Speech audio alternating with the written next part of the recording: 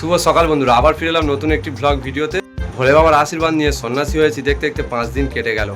তো বন্ধুরা, আজ সেই দিন, এবার উত্তরী খুলবো। তো আমরা যাব মন্দির বাজারে, সেখানে রয়েছে ভোলে বাবার মন্দির।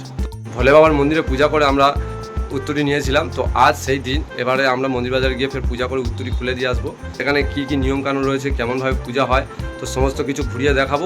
প্রচুর লাখ লাখ ভক্তরা ওই মন্দির বাজারে যাবে, বাবা ভোলেনাথের মন্দিরে। তো আমরাও যাবো আর কিছুক্ষণের মধ্যেই।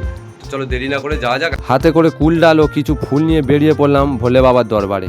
এই যে কুল ডালটা নিয়ে যাচ্ছি, কুল ডালটা কি প্রয়োজন রয়েছে একটু পরে তোমাদের বলছি।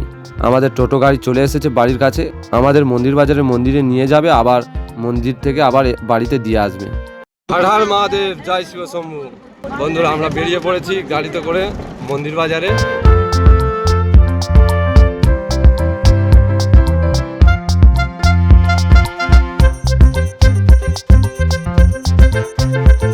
আমরা চলে এসেছি মন্দির বাজারে। বন্ধুরা, এখানে দেখতে পাচ্ছ যে কুল ডালটা বাড়ি থেকে নিয়ে এসেছিলাম, ফুল ও পাট জড়িয়ে সুন্দরভাবে সাজিয়েছি।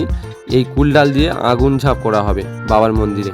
এই মন্দির বাজারে ভোলে বাবার মন্দিরে প্রতি বছরই কয়েক লাখ লাখ ভক্তরা ও সন্ন্যাসীরা আসে এই বাবার মন্দিরে। চলে এসেছি বন্ধুরা ভোলে বাবার মন্দিরের সামনে। তো এখানে দেখতে পাচ্ছ কয়েক লাখ লাখ ভক্তরা বাবার আরাধনায় মেতে উঠেছে। তো এই যে কুল ডালের কথা বলছিলাম, দেখো সবাই কুল ডাল সাজিয়ে, ফুল পাট দিয়ে সাজিয়ে এই বাবার মন্দিরে 3 বার ঘুরবে ভোলে বাবার নাম নিয়ে। সৈকত ব্লগ ইউটিউব চ্যানেলের পক্ষ থেকে সবাইকে জানাই সাদর আমন্ত্রণ।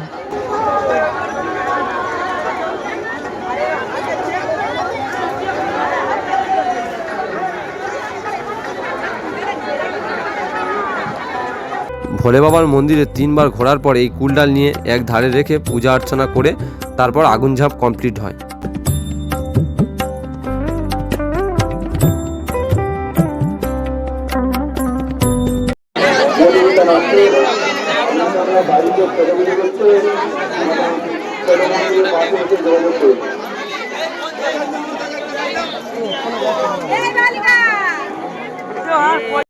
ভোলে বাবার মন্দিরের পাশে রয়েছে একটি বড় পুকুর। এই পুকুরে সবাই গিয়ে স্নান করে ও মাথায় জল ছড়িয়ে এসে তারপর ভোলে বাবার মন্দিরে পূজা অর্চনা শুরু হয়। ও এখানে ঘাটে দেখতে পাচ্ছ লাখ লাখ ভক্তরা ও সন্ন্যাসীরা এসেছে। মানে প্রতি বছরই এই বাবার মন্দিরে রেকর্ড করা ভিড় হয়। প্রতি বছরই কয়েক লাখ লাখ ভক্তরা আসে ভোলে বাবার কাছে পূজা দেওয়ার জন্য ও আশীর্বাদ নেওয়ার জন্য।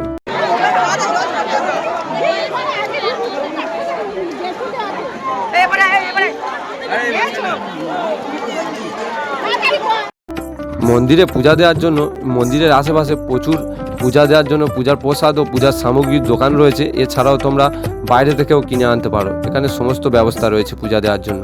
চৈত্র মাস পড়লেই প্রতি বছরই মন্দির বাজারে এই শিব ঠাকুরের মন্দিরে সন্ন্যাসী মেলা শুরু হয়।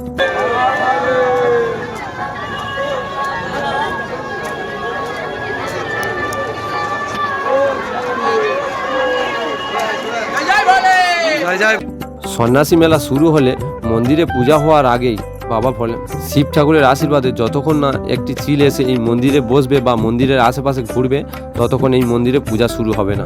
প্রতি বছরই ঠিক দুপুর 12টা থেকে 2টোর মধ্যে চিল এসে দেখা দেয় এই মন্দিরের আশেপাশে। তখনই এইখানকার পুরোহিত এই মন্দিরে পূজা শুরু করে।